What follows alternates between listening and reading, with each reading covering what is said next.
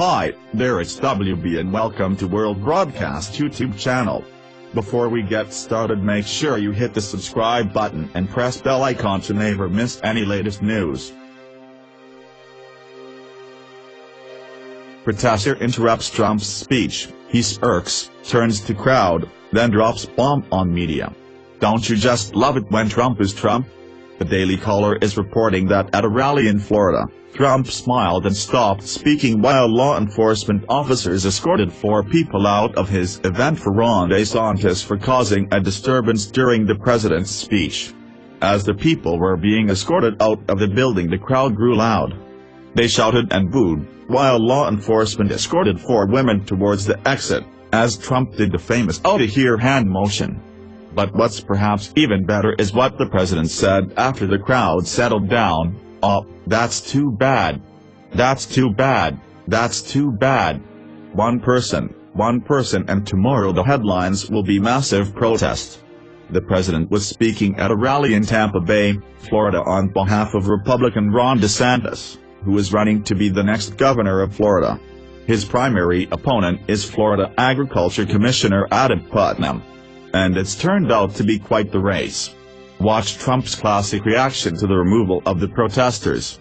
Play video. Here is more on the Republican primary race for governor in Florida by the Tampa Bay Times. In any normal election year, Adam Putnam would be a shoo-in to be the next Florida governor. The pride of Bartow has been courting and charming conservative activists across the state for years. He can fire up crowds big and small with red meat partisan speeches. He's sharp and deeply informed about Florida issues, and, most importantly, he is blowing away fundraising records.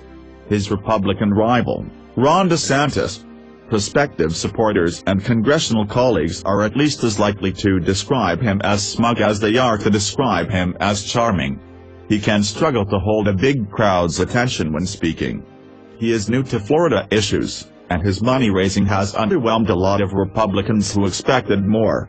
As of last week, DeSantis, 39, has raised $9.07 million, spent $874,000 and has $8.2 million in his campaign account and separate political committee.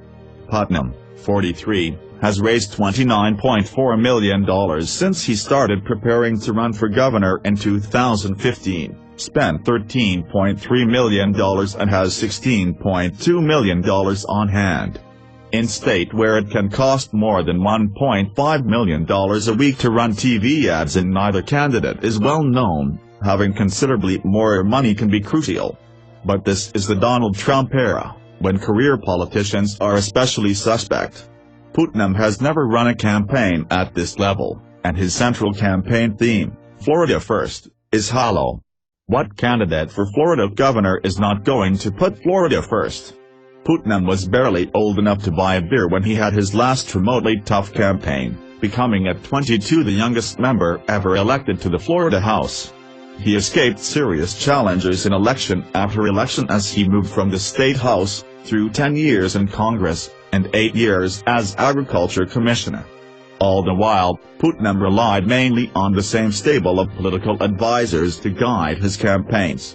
Until recently, those advisors were largely steering his gubernatorial campaign, though he finally brought in a campaign manager 2 months ago, Brett Prater, and has replaced his longtime TV ad maker.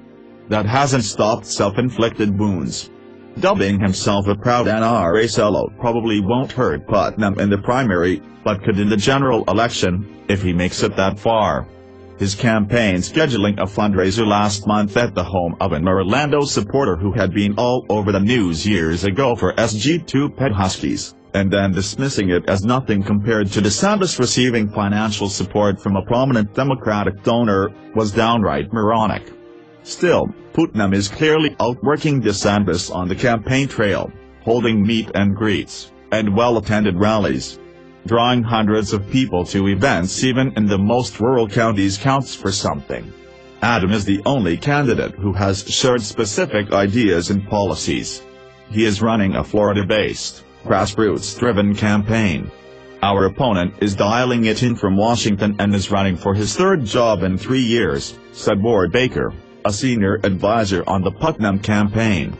Thanks to DeSantis' almost nightly appearances on Fox News, TV exposure to Republican voters worth millions of dollars, recent public and private polls have consistently shown a two-term congressman and agriculture commissioner tied or DeSantis slightly ahead.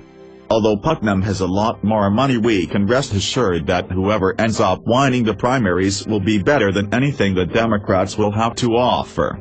But Donald Trump is an ace in the party now. Whoever he endorses ends up winning.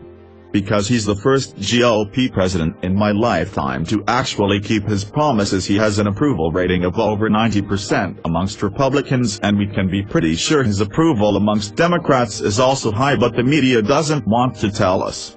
After all, who doesn't want an awesome economy as we are having now, and the fact that America is once again first and foremost in the world? No more leading from behind. Please don't forget to like and support our channel by press subscribe button. Thank you for watching.